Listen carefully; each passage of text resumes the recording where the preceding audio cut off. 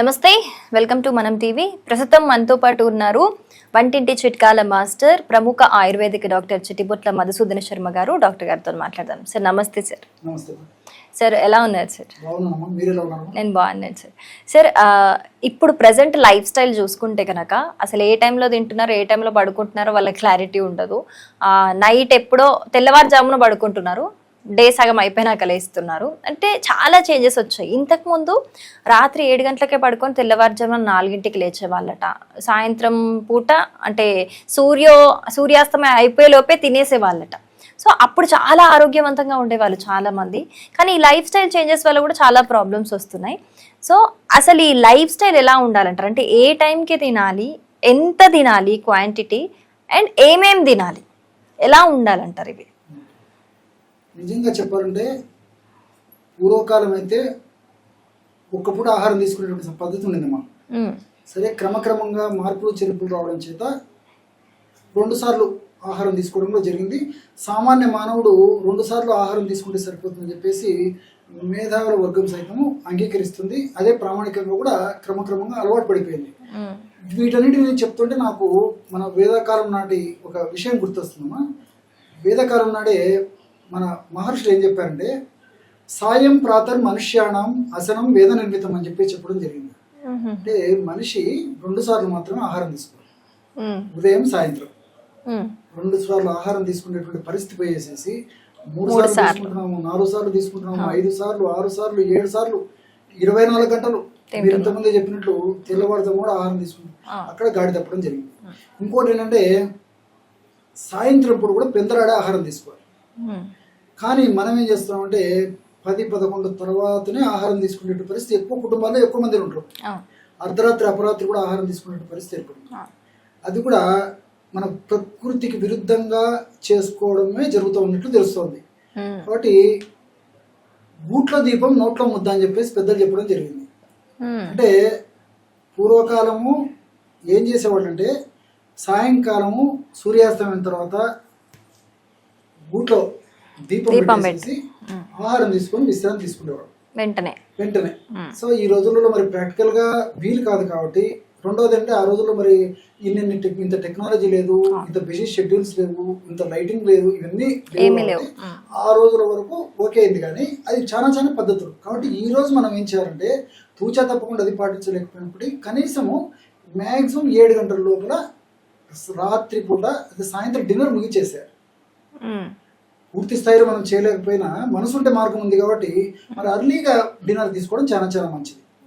ఇంకొకటి ఏంటంటే, తీసుకునేటువంటి ఆహారాలు కూడా మనం ఎలా తీసుకుంటున్నామంటే, ప్రకృతిలో దొరికేటువంటి సహజసిద్ధంగా దొరికేటువంటి ఆహార పదార్థాలను క్రమక్రమంగా వాటిని దూరం అవుతూ వాటికి fast foods, bakery foods, junk foods, అదేవిధంగా ఈ ఐస్ క్రీమ్స్, కూల్ డ్రింక్స్ పరమ చెత్త అనేటువంటి పేరుతో పిలుస్తుంటారు అనమాట. జంక్ ఇదంతా నాలిక తృప్తి కోసం ఉపయోగపడుతుంది తప్ప దేహంలో పోయిన తర్వాత ఏ కణానికి కూడా ఉపయోగపడదు. ప్రతిదీ దానివల్ల మనకి ఇబ్బంది పెట్టేటువంటి పరిస్థితి ఏర్పడుతుంది. అయినా మనం ఎవరు వినేటువంటి పరిస్థితి లేదు. మరి పేరెంట్స్ పరంగా చూసుకుంటే మరి చిన్న వయసులో పిల్లల నుంచే పేరెంట్స్ అలవాటు చేసేస్తున్నారు. ఆ fast foods, biscuits, junk foods ఇవన్నీ అలవాటు చేస్తున్నారు. మరి చిన్నప్పటి నుంచే వాళ్ళకి అలవాటు చేయడం వల్ల భవిష్యత్తులో ఎన్ని రకాలైనటువంటి అనారోగ్య సమస్యలు వస్తాయో ఊహించడం కూడా కష్టం.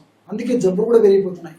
కంటి వ్యాధులు, ఒంటి వ్యాధులు, షుగర్లు, బీపీలు, థైరాయిడ్ ప్రాబ్లమ్స్, వెయిట్లు అన్ని కారణం ఏమంటే మన ఆహార విధి విధానంలో అస్తవ్యస్తత కావడం వల్లనే ఈ యొక్క లక్షణాలు జబ్బులు కూడా కలుగుతున్నాయి. చాలా మంది వాటి గురించి పట్టించుకోవడం లేదు. కాబట్టి ఎటువంటి పరిస్థితుల్లో తీసుకునే ఆహారం 2 సార్లు, మరీ తప్పని పరిస్థితి చిన్న వయసు వాళ్ళైతే మినహాయింపుగా 3వ సారి తీసుకోవచ్చు. కానీ మధ్య మధ్యలో చిరుతిన్నులు తినడం ఏమాత్రం క్షేమదాయకం కాదు, ఆరోగ్యదాయకం కాదు, ఆమోదయోగ్యం అంతకన్నా కాదండి. పద్ధతి ప్రకారం తీసుకోవాలా. తీసుకునే ఆహారం కూడా పోషకభరితమైన ఆహారం తీసుకోవాలి. అంతేకాకుండా ప్రోటీన్స్, అదేవిధంగా ఫైబరు సమృద్ధిగా ఉన్నటువంటి ఆహారం తీసుకోవాలి. అదేవిధంగా కొద్ది గొప్ప కొవ్వు శాతం ఉన్నటువంటి ఆహారం తీసుకోవాలి, కార్బోహైడ్రేట్స్ తీసుకోవాలి. కానీ ఇక్కడ మనం ఏం చేస్తున్నామంటే, ఇవన్నీ పక్కకు పెట్టేసి కార్బోహైడ్రేట్ ఫుడ్ ఎక్కువ తీసుకుంటాం. ఉదయం కార్బోహైడ్రేట్ ఫుడ్ టిఫిన్ చేసామంటే మీరు ఇడ్లీ తీసుకోండి, దోశ తీసుకోండి, ఉప్మా తీసుకోండి, పొంగల్ తీసుకోండి, చపాతి తీసుకోండి, ఏది తీసుకున్నా మొత్తం కార్బోహైడ్రేట్స్. అంతా పాలిష్డ్ ఫుడ్తో తయారు చేసినప్పుడు కార్బోహైడ్రేట్స్ అవి ఇబ్బంది పెడుతున్నాయి. ప్రోటీన్స్ చాలా తక్కువ, ఫైబర్ గురించి చెప్పనక్కర్లేదు. మధ్యాహ్నం పూట మల్లెపూలు లాంటి బియ్యంతో తయారు చేసుకున్నట్టు మల్లెపూలు లాంటి అన్నం తినడం అలవాటు పడుతుంది. అది పాలిష్డే. పోషక పదార్థాలు తప్ప పోషక పదార్థాలు ఏముండవు, కేవలం కార్బోహైడ్రేట్స్. రాత్రిపూట తీసుకునేటువంటి ఫుడ్ అలాగే అయిపోయింది. సో ఇలాంటి ఫుడ్ ఆహార పదార్థాలు తీసుకోవడం వల్లనే అనేక జబ్బులు వస్తున్నాయి. ఆహారం వస్తు సంభవ వస్తు రోగచ్చ ఆహార సంభవం. ఆహారం వల్లనే మన శరీరం, ఆహారం వల్లనే జబ్బులు. ఈ కిటుకు గమనించినట్లయితే ఆహారం నియమ నిబంధనలు పాటించి ఎప్పుడు సక్రమంగా మనం చక్కటి ఆహారాన్ని, పోషకభరితమైన ఆహారాన్ని క్రమ పద్ధతిలో తీసుకుంటామో జబ్బులు రాకుండా ఉంటాయి. వచ్చినటువంటి జబ్బులు కూడా త్వరగా తగ్గిపోతాయి. నిండు నిరేళ్లు చక్కగా హాయిగా ప్రశాంతంగా ఆనందంగా ఉల్లాసంగా ఆహ్లాదంగా జీవించడానికి అవకాశం ఏర్పడుతుంది. ఎప్పుడైతే గాడి తప్పిందో ఈ సమస్యల్ని కలుగుతుంటాయి. అంతేకాకుండా ఆహారాన్ని కూడా ఫ్రిడ్జ్ లో పెట్టి తీసుకోవడం కూడా మన వాళ్ళు చాలా మంది చేస్తారు. అది కూడా తప్పు. రైస్ చేస్తారు, ఫ్రిడ్జ్ లో పెడతారు, మళ్ళీ వేడి చేస్తారు, మళ్ళీ తీసుకుంటుంటారు. అది మంచిది కాదు. అదేవిధంగా మరలా ఈ యొక్క నూనెను నెయ్యిని వేడి చేసి తీసుకోవడం కూడా మంచిది కాదు. సో ఘృతం తైలం పునః ఉష్ణీకృతం చేయదు. ఘృతం కానీ తైలం అంటే ఆయిల్స్ కానీ మరలా వేడి చేయరాదు. ఘృతం అంటే నెయ్యి. సో వీటిని ఒక్కసారి వేడి చేసి వాడుకోవాల్సిందే కానీ మరలా వేడి చేయడం వల్ల విష పదార్థాలు ఉత్పత్తి అవుతాయి. మీరు హోటల్లో తీసుకున్న అదే పద్ధతిలో ఉంటుంది. ఏ హోటల్ తీసుకున్నా ఇంచుమించు 99% అదే పద్ధతిలో ఉంటుంది. ఇంట్లో కూడా ఆ నూనెలు వేస్ట్ చేయకుండా అదే నూనె మళ్ళీ వాడుతుంటారు. దీనివల్ల అక్రినమైడ్ లాంటి రసాయన పదార్థాలు ఉత్పత్తి మనకు అంతుపట్టని అంతు చిక్కని అనేక జబ్బులు కూడా వస్తున్నాయి. అది కూడా మంచిది కాదు. అదేవిధంగా ఉప్పు అదేవిధంగా పాలు కలిపి వాడకూడదు. మనం బిస్కెట్ తినేసేసి పాలు తాగుతాము, బిస్కెట్ తినేసి చాయ్ తాగుతాము, బిస్కెట్. సో చీరైన లవణం, పాలు ఉప్పు విరుద్ధ పదార్థాలు ఆ రెండు కలిసాయంటే తాత్కాలికంగా ఇబ్బంది ఉన్నది కానీ రెగ్యులర్ గా వాడుకోవడం వల్ల అనేక రకాల అనారోగ్య సమస్యలు కలుగుతాయి. అది ఎవరు పాటించలేనటువంటి పరిస్థితి ఏర్పడుతుంది అనమాట. ఈ విధంగా రకరకాలుగా అనమాట. అదేవిధంగా సర్వంచ అమ్లం పయసా సహ విరుద్ధం.